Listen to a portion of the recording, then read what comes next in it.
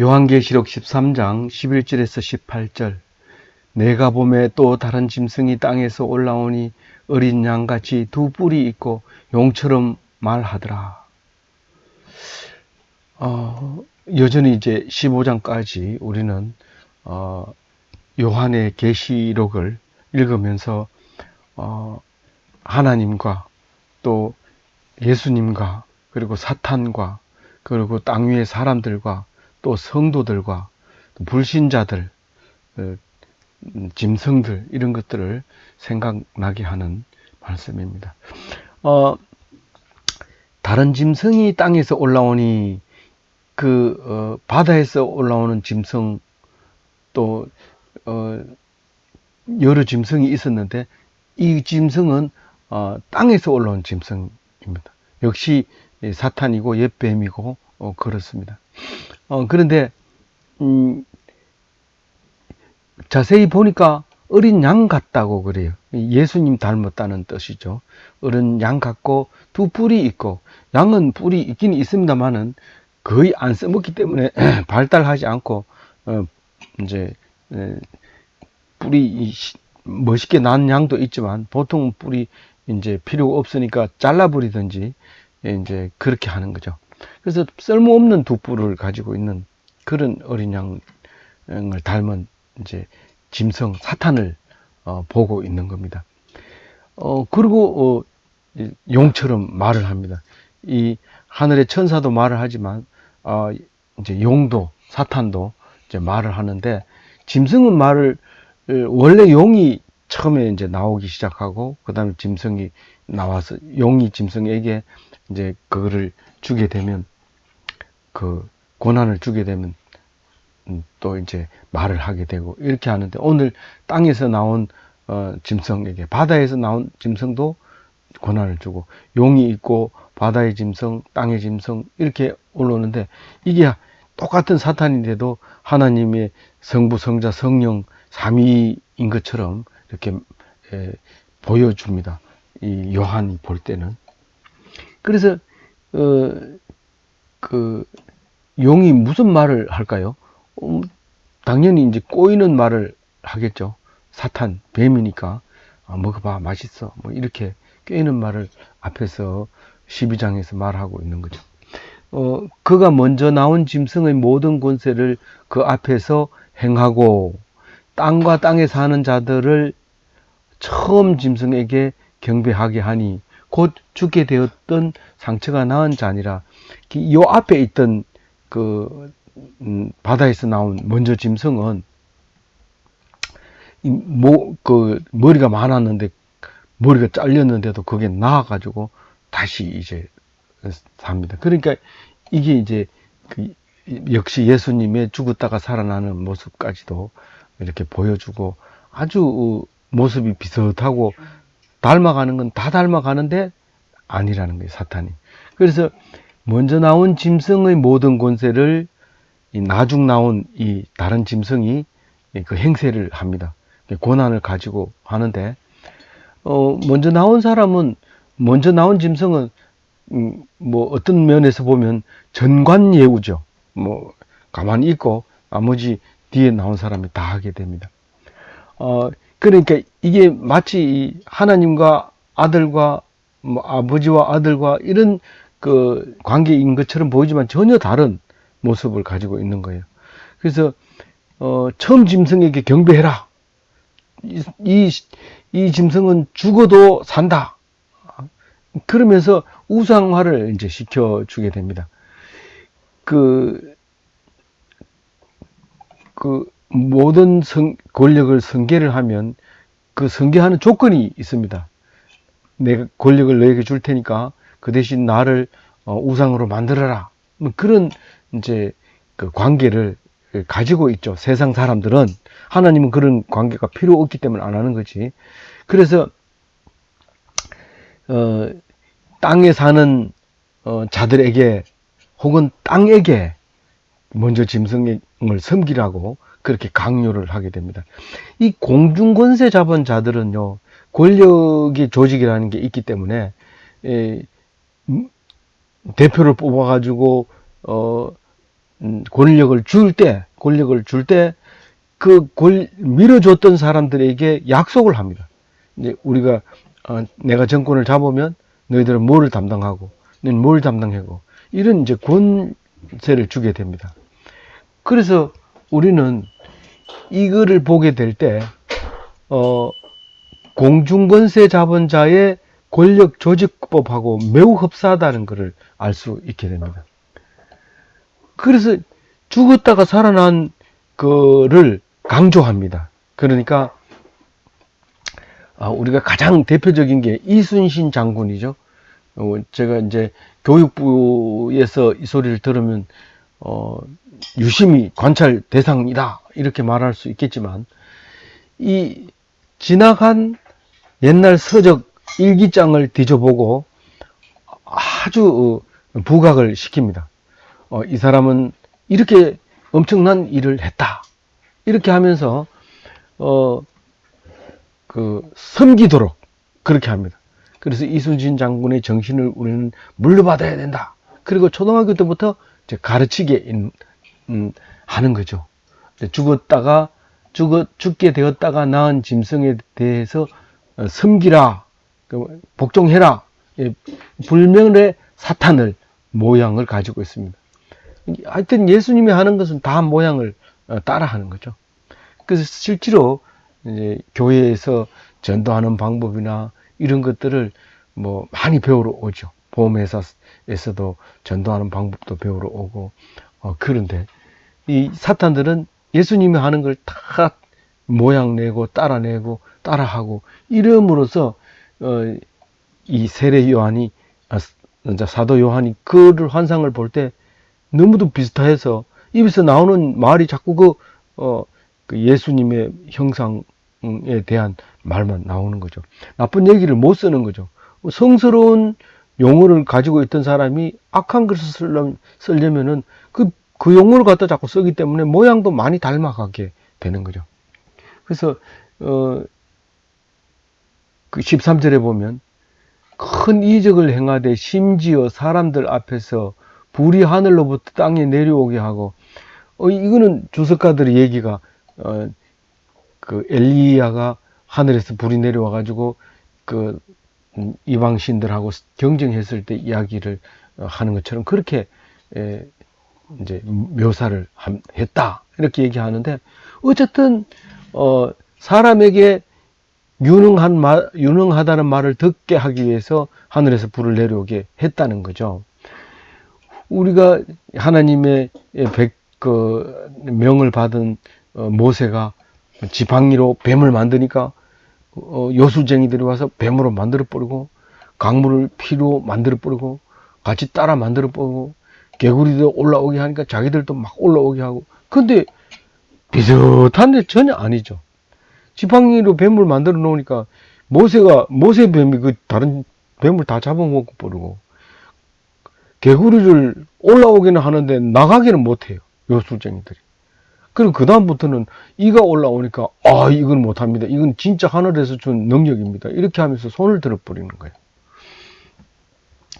여기에 13절에 나타나는 이 사탄도 그렇게 불을 내리면서 사람들에게 막 이렇게 보여주면서 불멸의 우리 짐승 우상으로 섬겨야 된다 뭐 이러면서 14절에 얘기하는 겁니다. 짐승 14절입니다. 짐승 앞에서 받은 바 이적을 행함으로 땅에 거하는 자들을 미혹하게 하며 땅에 거하는 자들에게 이르기를 칼에 상하였다가 살아난 짐승을 위하여 우상을 만들라 하더라. 사실 뭐 예수님은 십자가에 못 박혀서 죽었다가 살아난 것처럼 보이지만은, 죽었다가 살아난 게 아니라 완전히 죽은 사람 중에서 죽은 자 가운데서 살리는 거죠. 그러니까 비슷한 것 같은데 다른 거예요. 이건 죽었다가 살아났는데 다시 죽을 짐승이지만, 예수님은 죽은 자 가운데서 살릴 때는 다시 죽을 몸으로 태어나는 것이 아니라 완전 영체의 형체를 띠고 다시 사는 거죠. 영원한 하늘나라에 살기 위한 영체를 가지고 태어나는 거죠. 다시 살아나는 거죠. 그러니까 여기서 짐승 앞에서 받은 바 이적을 행함으로 땅에 거하는 자들을 미혹하게 하며 이렇게 얘기합니다. 그러니까 그 먼저 짐승이 나중 짐승에게 받았어요. 능력을 받아서 기적을 일으킴으로써 땅에 거하는 자들을 전부 먼저 죽었다가 목이 잘렸는데 다시 살아난 그 짐승을 우상화해라. 그 앞에서 절하고 그 신이 하는 대로 따라하고 그 명령대로 해라. 뭐 사실 뭐 우리는 똑같이 절하는 것처럼 보여져도 십계명이 있는데 이 사람들은 그것도 없이 무조건 절하라는 거예요. 근데 우리는 십계명만 계명만 지키고 율례만 지키면 되는 것이 절하는 건 없어요. 무릎을 꿇는 건 없어요. 고개를 경배하고 이런 거 할 때는 땅에 얼굴을 땅에 대는 거 하지만은 여기서 말하는 그냥 계속 절만 한다든가 그래서 절이라고 그러는데 계속 절만 한다든가 이래 하면 안 되는 거고요. 그런 거 없어요. 없는데 여기서는 절 안 하면 이제 혼납니다. 15절에 보면 그가 권세를 받아 그 짐승의 우상에게 생기를 주어 그 짐승의 우상으로 말하게 하고 또 짐승의 우상에게 경배하지 아니하는 자는 몇이든 다 죽이게 하더라. 그 권세를 받는 건 뭐 누구한테 받겠어요? 사탄이 사탄한테 받겠죠. 짐승이 짐승에게 권세를 받아가지고 우상에게 생기를 딱 불어넣어줍니다. 이게 뭐하고 같아요? 우리 인간 창조할 때 하고 같잖아요. 흙으로 이렇게 빚은 다음에 코에다가 생기를 불어넣으니까 이제 사람이 된 거잖아요. 이거 그대로 따라하는 거예요. 모양이 거의 비슷하게. 우상에게 생기를 주어서 그 우상이 말을 하는 겁니다. 근데 어떤 주석이 보면 그런 말을 해요. 그 로마 시대 때 그 황제를 어떤 만들어 놓고 그 요술가들이 입을 이렇게 움직이게 하고 소리는 딴 데서 내게 하고 이래서 그 신이다.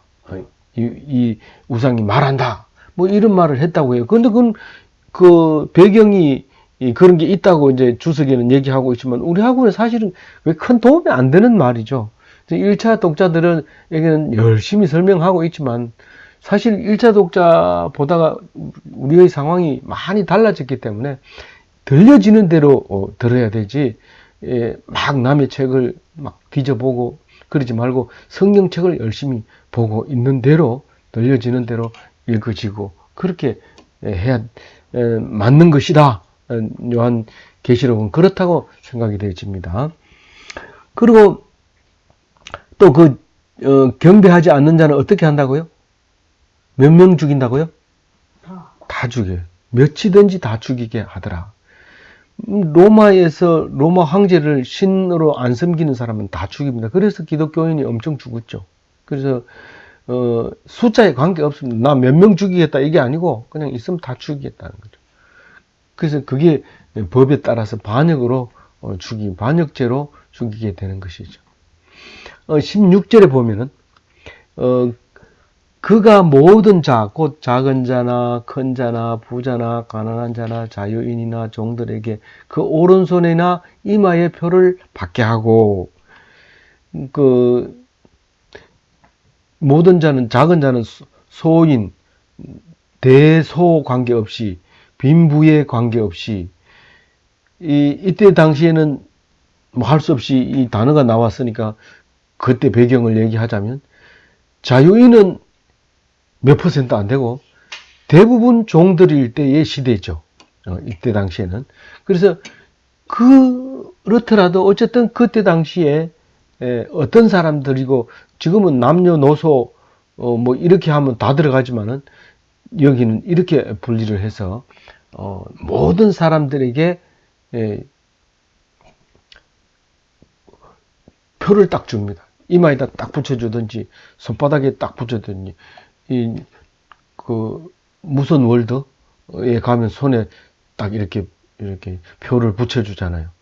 이거 한번 붙여놓으면 떼 뿌리면은 다시는 못 붙이니까 그걸 딱 나올 때까지 떼지 않고 그 손목에 이렇게 달고 있어야 돼. 그게 뭐였죠? 그게 17절에 나오잖아요. 이 표는 무슨 표다? 누구든지 17절 읽어봅니다. 누구든지 이 표를 가진 자 외에는 매매를 못하게 하니 이 표는 곧 짐승의 이름이나 그 이름의 수라. 그 밑에 보면 그게 666이라 해요. 그 이름의 수가. 이게 그 히브리 영어에도 그렇지만 영어에도 미국 가면 우리나라는 전화기 다이얼에 1, 2, 3, 4, 5, 6 그것만 붙었지만 미국에 가면 알파벳이 다 적혀 있어요. 그래서 숫자를 외우기 힘드니까 거기다가 이름을 써서 전중하면 지어서에 해당되는 숫자, 지어서 숫자 이런 식으로 해가지고 번호를 그걸 달라고 하면 그걸 준단 말이에요. 그럼 그걸 자기 번호로 써요. 그러면 모를 때는 번호를 외울 필요 없어요. 그냥 이름만 알면 이렇게 누르면 바로 걸리거든요. 그렇게 이제 해놨는데 이때 당시에 로마 시대 때인데 히브리어로 그 글자를 이렇게 풀면 666이 나온다는 거예요. 그래서 이제 그거는 이제 18절 얘기지만 이 17절 얘기는 뭐냐면 이 표는 매매하는 표예요. 그러니까 이제 돈일 수도 있고 상품권일 수도 있고 수표일 수도 있고 이거 금은 아닌 것 같아. 하여튼 무슨 표가 있는데 아니면 크레디트 카드 뭐 이런 의미를 가지고 있어요. 거기에 그런데 18절에 얘기하는 게 심상치 않죠. 왜냐하면 초등학교 이야기하는 게 아니다. 지금 뭐 일반적인 얘기를 지금 내가 말하는 게 아니다. 그 말을 하고 있어요. 18절에. 지혜가 여기 있으니 총명한 자는 그 짐승의 수를 세어보라. 이것은 사람의 수니 그의 수는 666이니라. 이렇게 얘기를 합니다. 그 표의 의미가 지혜자가 알 수 있는 숫자다라는 거죠. 총명한 자가 알 수 있는 숫자라는 거죠. 내가 모르는데 이게 나는 지혜가 없는가? 아니라 성경에 나오는 숫자가 성경에서 나온 지혜, 성경에서 얻은 총명, 그걸로 알 수 있다는 거예요. 근데 이게 사실 이거를 읽어보면 이게 666이 우리는 요한계시록에 있다는 사실을 다 잘 알고 있는데 목사님 설교를 듣고서 잘 아는 것보다는 666이라는 이단에 많이 이야기한 것 때문에 우리가 많이 듣고 유튜브에서도 뭐 666을 치면 뭐 엄청난 자료가 쏟아지는 거죠. 저도 봤습니다만은 실제로 그 바코드가 모든 바코드가 시작하고 끝나는 것 중간 여기에 신호를 넣습니다. 이게 시작점인지 끝인지 중간인지 그거를 이제 인식시키는 시그널이 있는데 그거를 딱 보면은 그 6에 해당된다는 겁니다. 그래서 그거를 666 이러면 이게 바코드를 의미한 거다. 그래서 바코드는 절대 사용하지 말아라. 왜냐하면 여기서는 안 나왔지만 뒤에 가면 그 666을 받은 자는 절대로 구원을 못 받는다고 했기 때문에 이건 뭐 받지 말아라 이렇게 하는데 지금 여기서 말하는 거는 사탄의 역사를 지금 말하고 싶은 거죠. 그러니까 뭐 히브리어로 666을 거꾸로 읽으면 가이사 네로라고 읽어진대요. 그래서 황제 네로를 이제 말하고 있는 거라고 말하는 사람이 있어요. 그런데 우리는 이거를 그렇게 보면 성경으로 안 보이고 뭐 이상한 책으로 보여지잖아요. 이거는 무슨 말이에요? 인간을 통제하려고 하는 그 매매 수단으로 물질 만능주의로 살아가지 마라 그런 뜻입니다. 그러니까 기독교인은 매매하지 않아도 돈이 없어도 만나러 살아갈 수 있어요. 그 독일 사람들이 왜 유대인들을 다 죽였는지 압니까? 전쟁 안 한다고 그러지. 그리고 돈은 제일 많이 가지고 있지. 전쟁에서 다른 사람은 다 죽었는데 유대인만 살아남아 있지.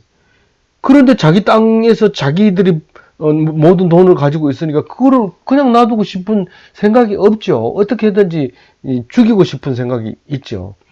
그래서 미움을 받는데 기독교인은 절대로 조직 속에 들어가서 우리나라 조직이 있으니까 우리가 살지 이 조직을 위해서 목숨을 버리자 그리고 있는데 그게 잘못된 겁니다. 우리가 무슨 뭐 남북 통일이 안 돼 가지고 못 살거나 남북 통일이 안 돼서 죽거나 그렇게 하는 건 아니에요. 우리가 뭐 남북 통일이 되면 경제가 좋아져서 뭐 우리나라가 다른 나라하고 경쟁력이 있고 그게 아니에요. 하나님이 말씀이 없어서 그렇게 되는 거지. 우리는 굶겨 40일을 아무것도 안 주고 놔둬도 만나로 살면서 결국은 살아남는 게 기독교인입니다. 그래서 통제 수단으로 이걸 사용합니다. 심지어는 어제 청와대 앞에서 무슨 교회라고 그랬어요? 청와대 앞에 교회가 광야교회인지 뭐 이렇게 잠시 들어보니까 무슨 말이냐면 뭐 무슨 이런 식으로 코드를 줘가지고 개인적으로 무슨 표를 이제 코드를 줘가지고 해외 나갈 때 그냥 걸어 나가면 된대요. 뭐 이렇게 여권 제시 안 해도 되도록 이렇게 한다고 법안에 지금 국회에서 통과한다고 그걸 또 반대한다고 광야교회에서 외치는 걸 내가 잠시 봤어요. 그런데 결국은 그거죠. 근데 그거를 두려워하지 말고 그것은 그렇다 하더라도 그건 그냥 지나가는 거예요. 그건 하나님이 만들어 놓은 사탄의 하나님이 만들어 놓은 사탄이 있기 때문에 그 사탄이 잠시 동안 고난을 갖고 있는 것이지 영원히 가지고 있는 건 아니거든요. 잠시 고난을 갖고 있는 거 가지고 하는데 그거 하다 보면 잘못되면 하나님이 고쳐줍니다. 그러니까 너무 염려하지 말고 다시 말씀드리건데 돈을 못 벌어서 굶어 죽는 게 아니라 말씀이 없어서 돈 놔두고 자살해버린 거예요. 그건 말씀이 없으니까 죽을 수밖에 없는 거죠. 살아있어도 산 게 아니고 힘들고 어려워요. 그래서 말씀을 가지고 살아가시기 바랍니다. 그래서 가이사 네로가 666이다. 뭐 그걸 가지고 뭐 큰 거 알았다고 막 그럴 필요가 없어요. 지금 그 얘기 하자는 거 아니에요, 이 성경은. 그리고 왜 그러면 666이냐? 삼위의 하나님이라고 6개를 3개 썼다는 거예요.